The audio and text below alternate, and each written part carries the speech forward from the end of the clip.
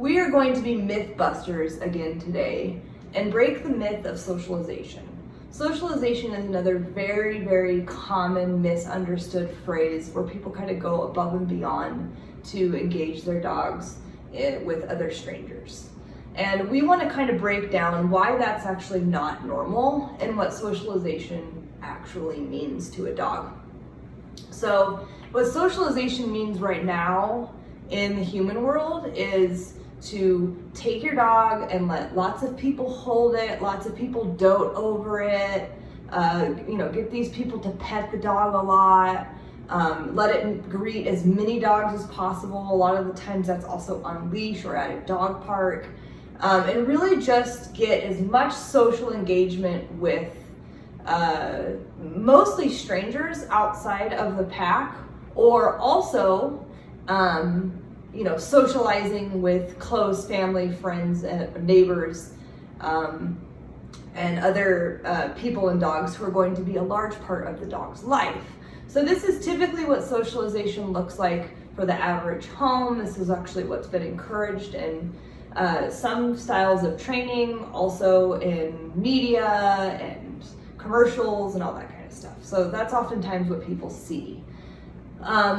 This is problematic in a multitude of ways because in our world, what socialization usually means, especially that very first phase of your relationship with your dog, it actually means exposure to people and dogs, but without interaction. And that's the key component right there. Getting your dog to actually understand that there are tons of people and dogs out in the world, and there always will be, but the most important person in their life is the person who's holding the leash and directing them, and that really it's just the dog's job to be a part of the pack, ignore these dogs and people, and just basically, remain a pack member and learn to ignore all this stimulus. So if we were to break down socialization into phases, that would actually be phase 1 of socialization, even with a puppy. So that's what socialization means to us. We just want them to be able to observe these things, but really just pay attention to the handler. And the reason why dogs need this, right, this is actually the form of socialization a dog needs, is because they are pack animals and you are the pack. Whether it's you and your husband, you and your wife, you and your children, whoever it is that is living with you under your roof, that is your pack. And that is where they, as a natural species, actually gain their socialization. So dogs actually don't seek out strangers. You would never see a pack of dogs, migrate with one another and then see a strange dog and think, oh my gosh, I'm gonna go run and say hi to that dog. Look, it's a dog. How cool is that? They would actually perceive it as a threat. That is a biological instinct that others outside of the pack are threatening. That is something that they're programmed on a very, very hard-lined biological level to view outside stimulus as a threat. And so, because that's in their nature, we obviously have to teach them that they're not a threat, but it's also never in their nature to go be greeted by these things. And so we're going to kind of meet the dog halfway by saying, well, first you're actually going to learn to ignore these things and just be with your pack and learn how to socialize with us. And this brings relevancy to the handler. So that's another reason why it's super important to break the myth of socialization and kind of get into a mindset of you really want the dog to pay attention to you and engage with you and listen to you. And this is where socialization with interaction goes totally wrong, is we don't even realize that by going to that next phase of training right away, right, the very, very foundational points of our relationship, we immediately go, look at all these people and dogs that are gonna say hi to you, actually builds in a habit to the dog that every time that they go out, there's an expectation for that. So when they see a person or a dog, they will start pulling towards it. And we're actually building that into their behavior because we keep rewarding it with the interaction. So the dog is only learning what we were teaching it, right? Which is oh my gosh, there's a person, there's my neighbor, I always say hi to my neighbor, I always have from the beginning, I'm gonna pull over to get to them. And then people get frustrated. God, I just wish they wouldn't pull on me. Or quit doing the interaction side of it, right? Get your dog to not expect the interaction. Get your dog to understand that when they're outside of your home, they are to be paying attention to you and a part of your pack, and that all of these things are meant to be ignored. Then they will never pull at anything because there's no expectation for an interaction, right? They will relearn that these things do not mean an automatic interaction. Now, on the same note, that entire basically picture I just painted for you is how a lot of dogs become leash reactive, right? So they're young, you're doing all this socialization by going and showing everyone your new dog. Oh my gosh, look at my new pup, look how cute it is. And they dote over it. Oh, it's so cute. Lots of excitement. The typical average story that I would hear. So when the owner starts to go on their, maybe it's a daily routine and they start to see these things over and over and over again, whether it's a stranger or a dog or a neighbor, and the dog starts to pull at these things, that is actually very frustrating for the dog to feel that amount of leash pressure around their neck while having been taught that this is going to be an extremely exciting source of energy that they're going to have access to for an interaction. So then the dog is actually processing, oh my gosh, this means excitement. Now I'm over my threshold of excitement. Now I'm just thrilled, and this stupid leash keeps creating all this leash pressure, and it's really aggravating. Why is this person holding the leash holding me back, for goodness sakes? I already know I'm going to interact with them. Just let me go. Why are you putting so much pressure on me? Right? And so then it becomes barking. I'm so frustrated. The stupid leash is so tense, and I'm so over-aroused, and I'm so overexcited. Just let go of the leash. Right? So this is actually one of many ways we can create leash reactivity, is by setting this picture up over and over and over again. And a lot of the times leash reactivity, which, just in case someone doesn't understand what I mean by that, leash reactivity is a dog who is barking and lunging on a leash towards outside stimulus.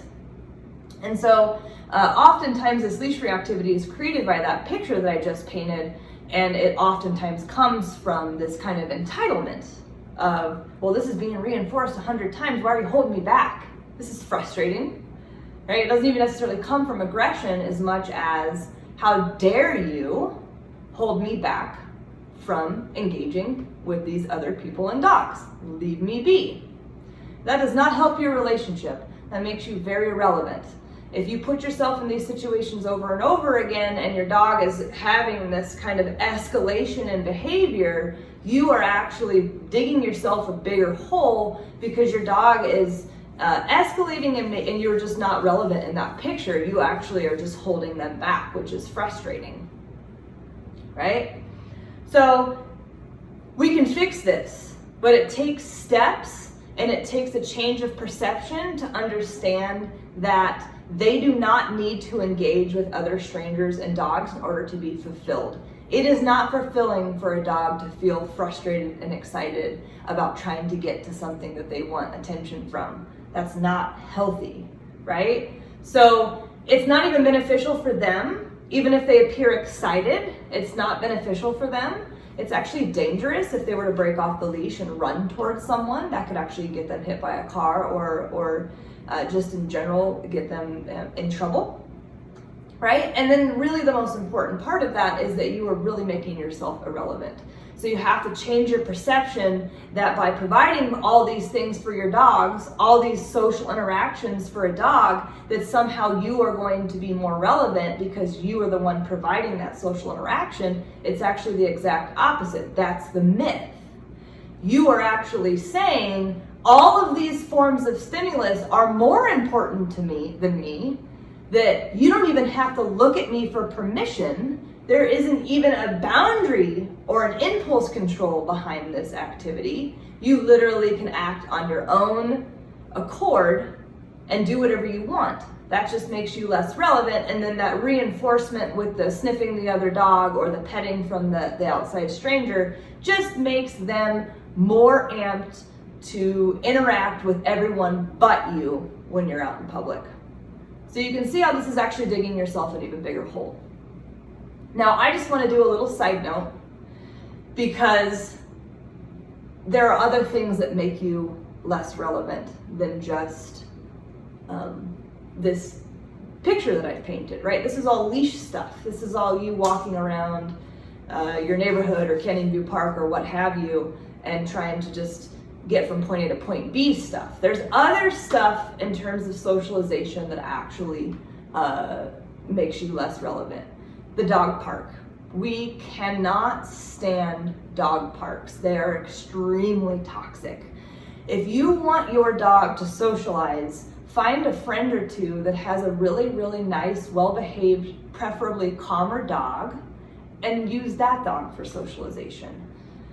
Dog parks are filled with dogs who are not trained, who are typically very frustrated because usually people use dog parks when they want to burn their dog's energy, but they don't want to do the work themselves. So most of the time those dogs are untrained, filled with energy, very blind, poorly socialized, and oftentimes they really just are terrible influences on your dog.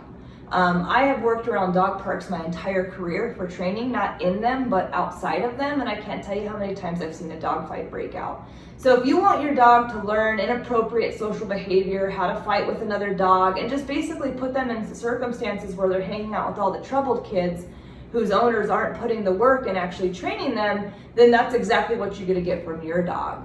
You're gonna get that same type, they're gonna mirror those dogs' behavior. So you wanna teach your dog proper socialization by putting them with good, reliable dogs who you trust and who you know.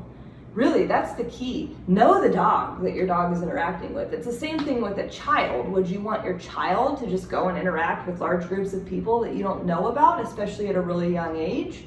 Probably not. Same thing with a dog. You don't know anything about those dogs at the dog park, so don't put them in that situation. So no on dog parks forever, exclamation point. They are extremely toxic, they are not good for your dog, and they will make you less relevant. Same with doggy daycares. A lot of people use doggy daycares as an outlet for their dog. Well, I'm at work all day, I feel bad for them, I'm gonna take them to doggy daycare. Doggy daycares are dog parks that you pay for. It's the same thing. The staff isn't trained, they don't understand dog language, so they're not gonna help the pack learn how to socialize properly.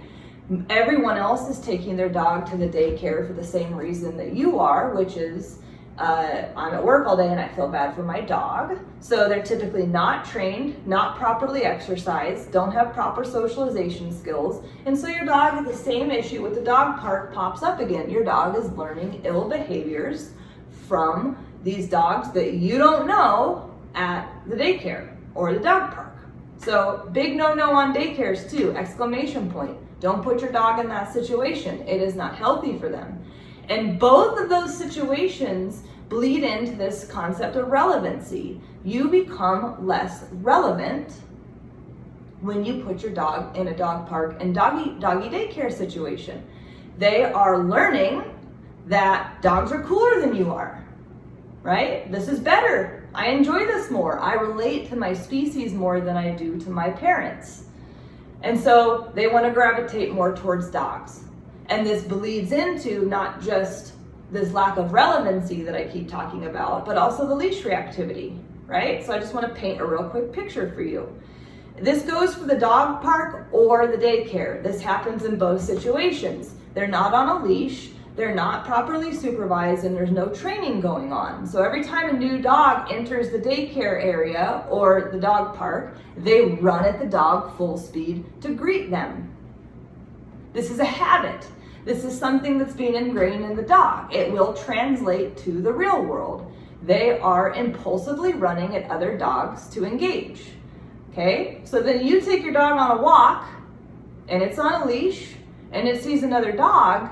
Well, guess what's been programmed into your dog's brain? I want to go run and say hi to that dog. It hits the end of the leash. The leash is blocking the excitement and the thrill that they have habitually taught themselves through dog park and daycare. Now they're frustrated, now they're barking, now you're embarrassed. So this all ties into itself, right? Dogs don't need to socialize outside their pack in phase 1 of training. And doggy daycares and dog parks are in no phase of training. You will always become less relevant, and you're going to put your dog in a risky situation where they could either mentally or physically have trauma created because they're in a group of dogs that you don't know, that are not trained, that are ill-behaved, and it's basically the troubled kids. So that's my take on that. Now, engagement can be okay later on, right? So this is like, if we're doing the phases of training, phase 1 is socialization with no interaction. Once you get your dog to the point where weeks and months have gone by and they just don't care that there are strangers and dogs around, like it's seriously like, yeah, I see you, but I would rather be with my pack. That is, you passed phase 1, right? Congratulations, pup. You now are on your way to proper social engagement.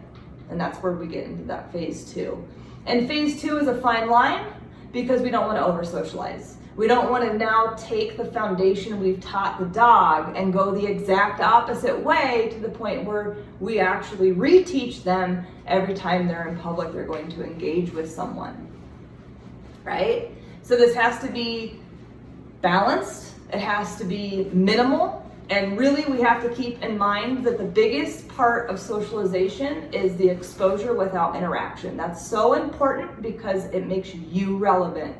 And that's usually why people call us. They don't understand why their dog never sees them, pays attention to them, or selectively listens to them. So this is part of this puzzle, right?